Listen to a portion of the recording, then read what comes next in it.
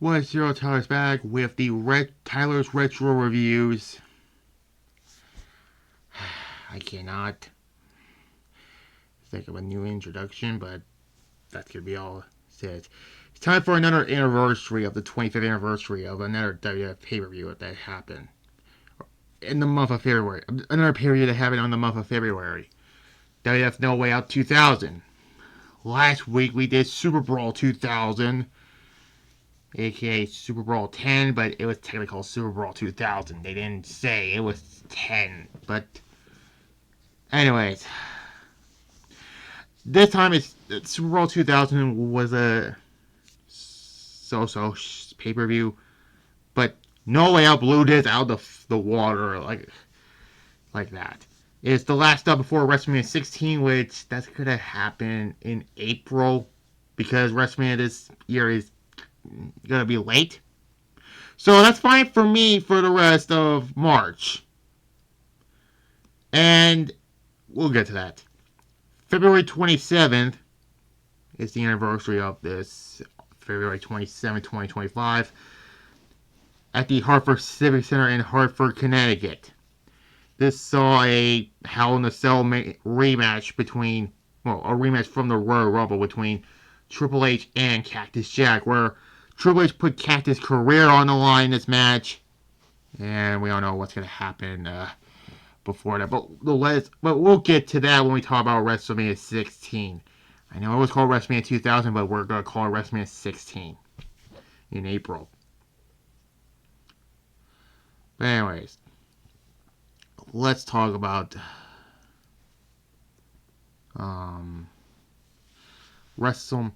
No Way Out. But also around this time, 4 WCW Radicals came. Yeah, we don't know. It's Chris Benoit, Eddie Guerrero, Perry Saturn, and Dean Malenko. And before I talk about the matches, there's 9 matches on the card, and 3 are for championships, and the other are for shots at titles. But we'll get to that. So they debut right after.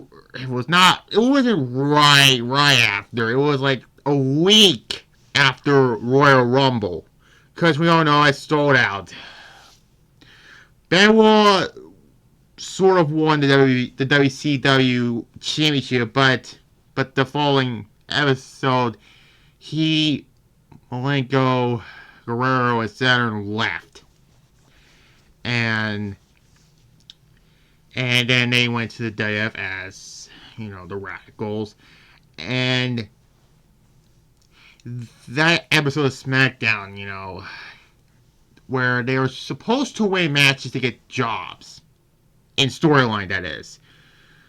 However, there was a really bad incident in that tag match between Guerrero and Saturn versus the New Age Outlaws, where Guerrero and Saturn were supposed to win that match so they could get to the Chris Benoit Triple H match, but Eddie Guerrero unfortunately suffered an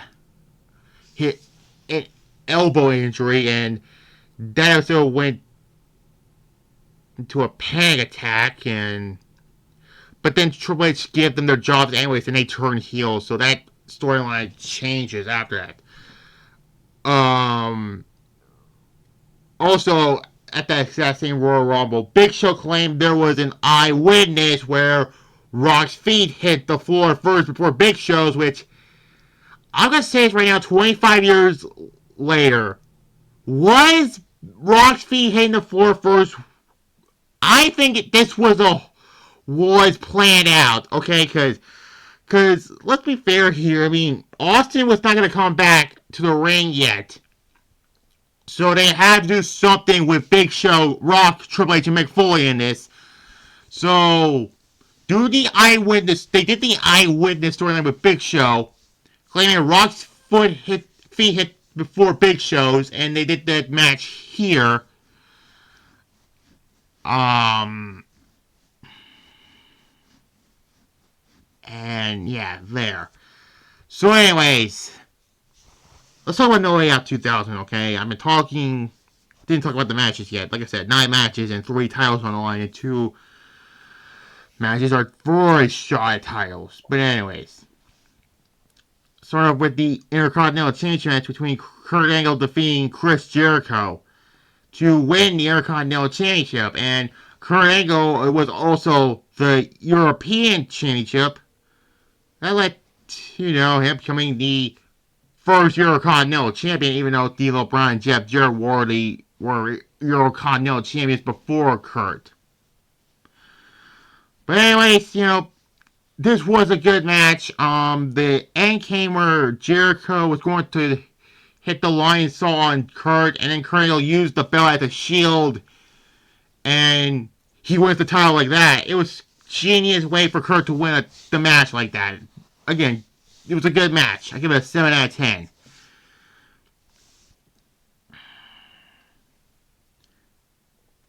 Anyways, next up is for the WWF Tag Team Championships.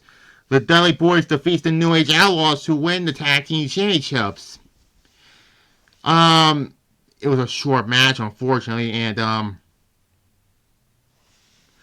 but the reason why, because the SmackDown before this, I believe it was the SmackDown before this, Billy Gunn hit Bubba Ray with a finisher through the table, and unfortunately his elbow went to shit, and he'll be gone until the fall. And yeah, it sucks there for that. But hey, give some new life for the tag division. Give the Dudleys the tag team titles. Smart on them. Unfortunately, this was a short match. I give it a 5 out of 10. And there. And then we have Mark Henry defeating Viscera. Bad. 1. It was a bad match. It was two big boys doing big boy things, but this was a sloppy ass match.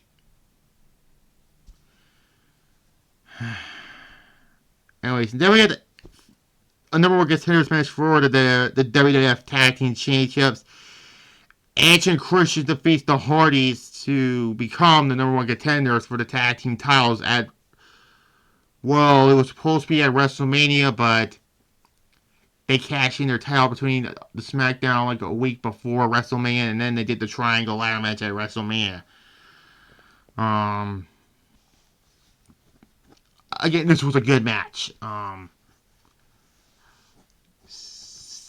they had 10, and then the end, Terry turns on the Hardys, and then Jim Ross says, "Well, what a little bitch." I miss old JR. Well, not the one you're thinking of, okay? 8 out of 10, I'll give it. Taz defeats the Big Boss Man by DQ. This only lasted 47 seconds. So, this was mostly just an angle, really. This should have been on Sunday Night Heat, and man, they did Taz dirty here.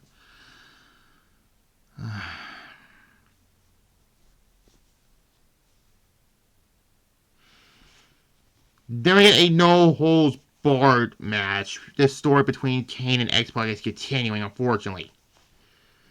You want to make more sense to make done this at WrestleMania, but they didn't.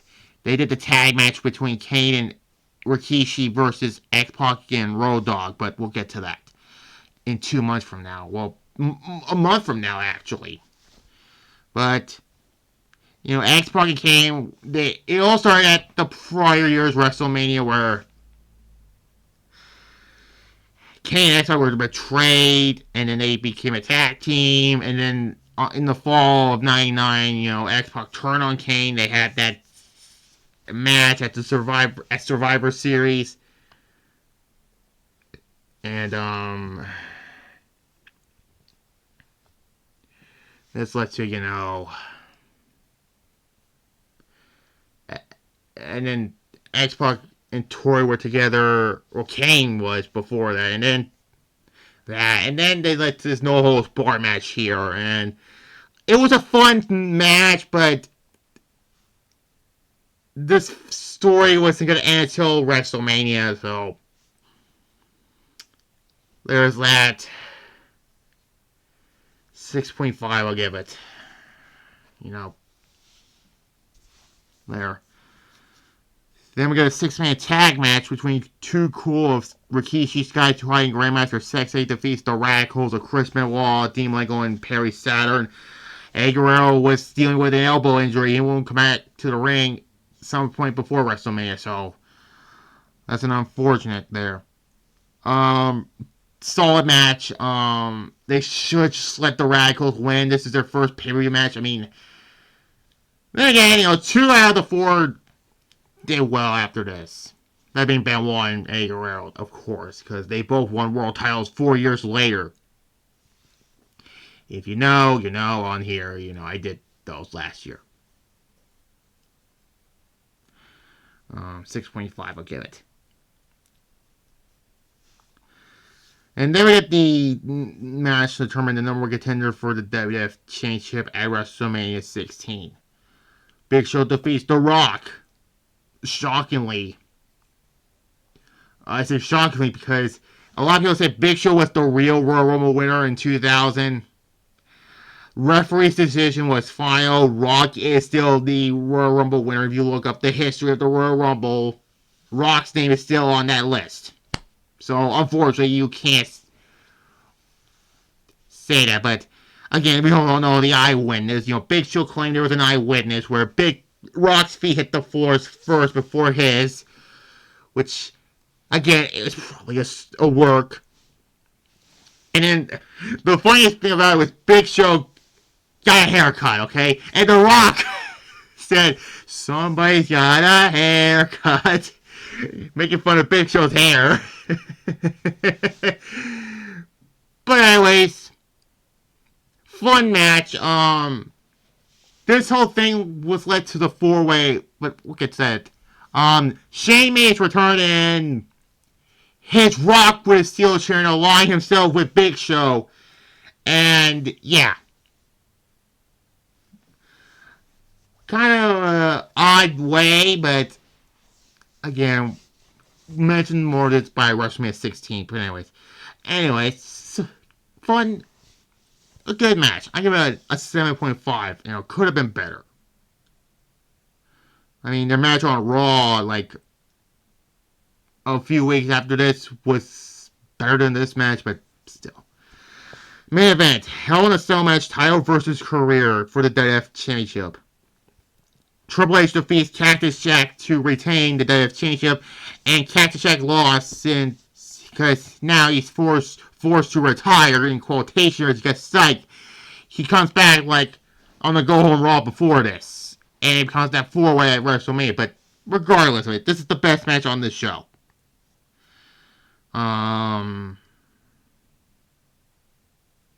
Yeah.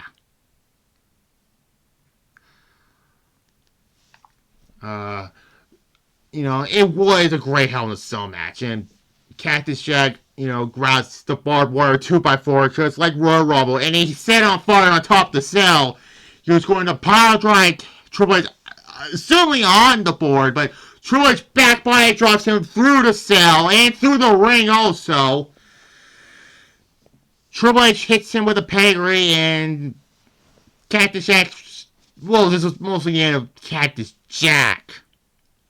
If you want to count Backlash to a 4-way, technically you can, against Randy Orton. But still, 9.5 I'll give this match. So, No Way Out, yeah, you can tell why this was superiorly better than Super Brawl, even though that period was decent. But there were some things about this, but still it was a good show.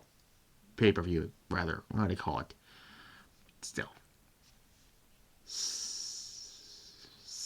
I'll give it a 6.8 out of 10. Time for my best and worst match of No Way Out 2000, and this is no shock.